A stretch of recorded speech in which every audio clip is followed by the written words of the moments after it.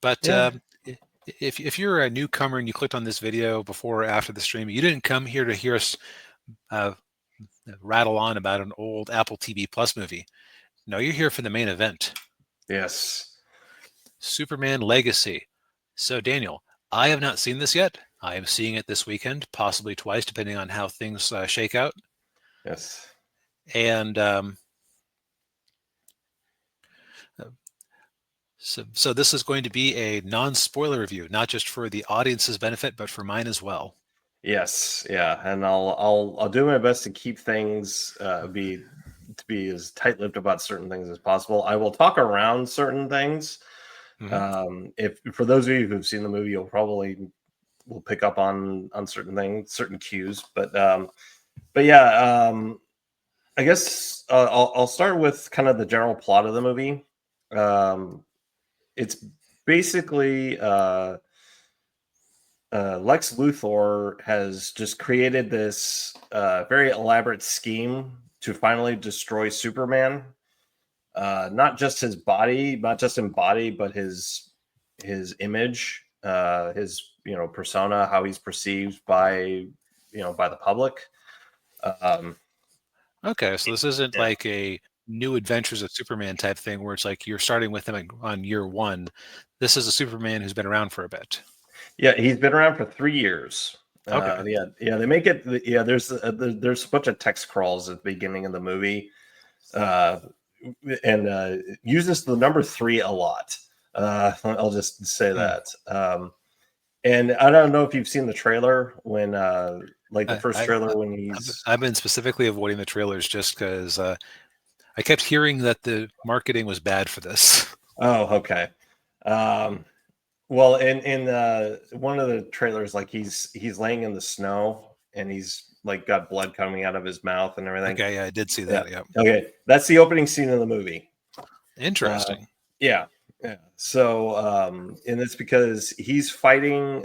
So the whole thing is that he stopped an invasion from basically like these like an Eastern European country and a Middle Eastern country share a border, and the one country was going to invade the other, but Superman stopped it.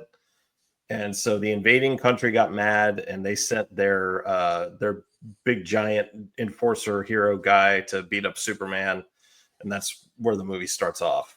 Um, and then from there, it's basically just it's Lex Luthor, trying to mess with Superman in any way he can, and it's there's a lot of kind of twists and turns here and there.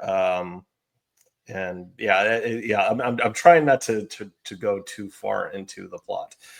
Um, but Well, so maybe rather than going into the plot, let's talk about your reactions to the plot.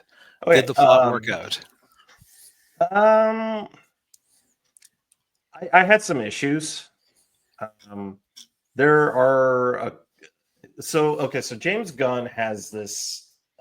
So I went and saw it with my parents, and this is something that drives my dad nuts with James Gunn because he noticed this in the Guardians of the Galaxy movies that he's able to he comes up with these like plot contrivances that are just like very convenient for Mm. solving plot issues. Like so, like in the Guardians of the Galaxy movies, like if they had an issue they needed to fix, Rocket would cobble something together, and then they would fix the problem. There was a little bit of that in this movie. There is a one plot kind of a glaring plot hole that I didn't pick up on until until this morning because I've had a couple of days. I saw it on Monday, so I've had a couple of days to ruminate on it, and and I just realized I was thinking about it and went, wait a second, there's something about that isn't right. Um, and as soon as you see the movie DB, I'll fill you in on what that was. But uh, what I okay, so I'll say what I liked about the movie. The characters are all great. They're all they're They are who they all are. I mean, David Cornsweet did very well as Superman and Clark Kent. On the scale of Christopher Reeve, Henry Cavill, Cornsweet's about right here. Okay, so you still think that that Cavill was the better Superman in the end? Oh, did I go? Well, Cavill was over here. So I admit that since I was screen sharing, I wasn't looking at the camera. So give me a moment. Okay, all right, take two.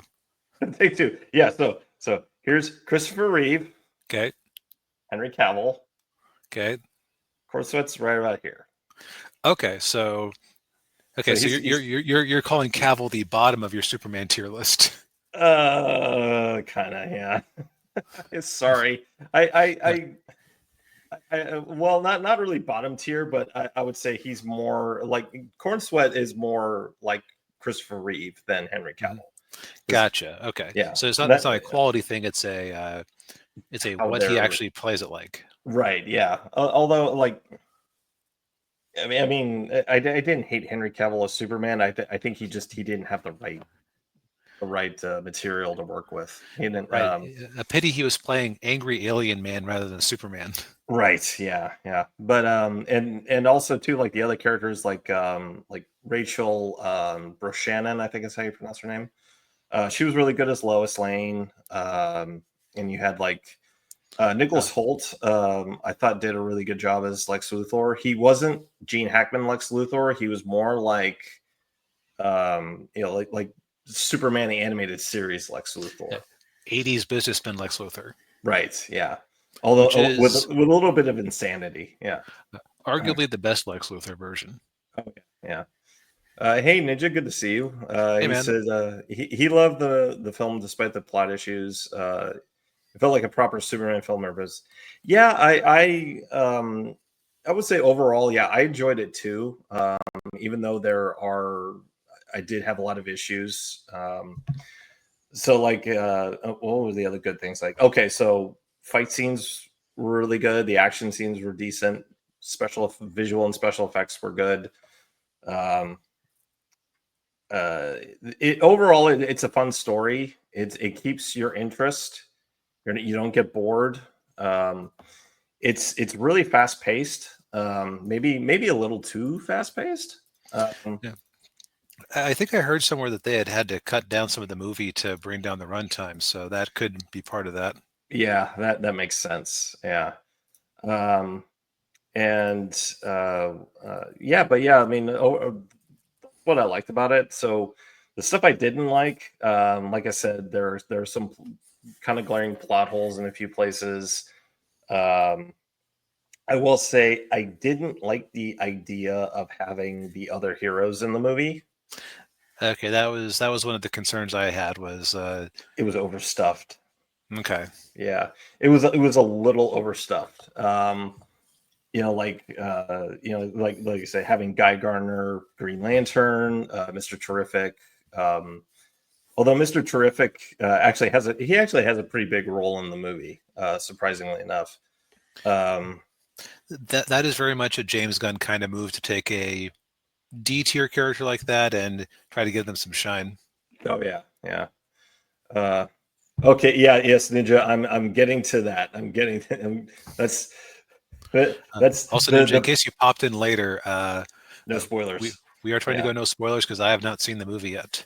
Yes, yeah, I'm not gonna again. I'm not gonna say what it is. It's the worst part of the movie. Okay. And it did make me mad. What they did. Yeah. Once you see it, you'll know what I mean. Yeah. It's like it is the most controversial thing from this movie. It's been a lot of YouTubers have been talking about it everywhere and debating it. Yeah, I was not happy about it. I actually have a theory about it. I don't know if it's been bandied about or not. And I'll get into it with you once you've seen it. But yeah, but overall, I would give it 7.5 out of 10. It didn't reinvent the superhero movie, and it's not like, it didn't wow me at all. I remember, like, Alan Ning over at Film Threat said it best. This movie needed to be a home run, and it was a double. Okay, so it hasn't killed the superhero genre, but it also has not saved it. Yeah, yeah, exactly. Yeah, yeah, and yeah, I do too, Ninja. Yeah, yeah. I don't know where they'll go with that certain twist, but yeah. Mm. Um, yeah, if you haven't, I would still recommend seeing it. Um, if you can see it in the theater, I would try to see it in the theater. It'll probably be a different and better experience than just waiting for it to drop on Max or HBO Max. Yeah. Well, cool. Thank you for being thoughtful for for those of us who haven't gotten to go yet. Yeah, no problem.